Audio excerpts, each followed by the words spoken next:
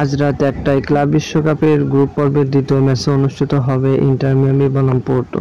Inter মিয়ামিকে club বিশ্বকাপের round of 16-এ যেতে হলে অবশ্যই আজ পোর্টোর বিপক্ষে জয়লাভ করতে হবে, কারণ গত ম্যাচে তারা আল আহলির বিপক্ষে ড্র করেছে, যেখানে তারা 1 পয়েন্ট নিয়ে পয়েন্ট টেবিলে 4 নম্বরে রয়েছে।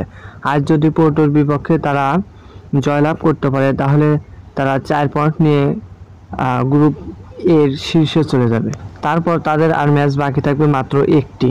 সেই ম্যাচে যদি ইন্টার মিয়ামি জয় অথবা ড্র করে তাহলে রাউন্ড অফ 16 নিশ্চিত। কিন্তু আজ যদি পোর্টোর বিপক্ষে ইন্টার মিয়ামি হারে তাহলে ক্লাব বিশ্বকাপের রাউন্ড অফ 16-এ যাওয়ার সম্ভাবনা নেই বললেই চলে, কারণ ইন্টার মিয়ামি গ্রুপ এতে রয়েছে, যার প্রতিপক্ষ রয়েছে আল আহলি, পোর্টো, পালমেইরাস এবং ইন্টার মিয়ামি, যারা প্রত্যেকেই একটি করে ম্যাচ খেলে 1 পয়েন্ট করে নিয়েছে।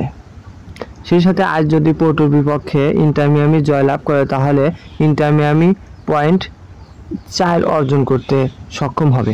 আজকের ম্যাচ জয়লাভ করতে পারলে ইন্টার মিয়ামি 90% রাউন্ড অফ 16-এ যাওয়ার সম্ভাবনা রয়েছে।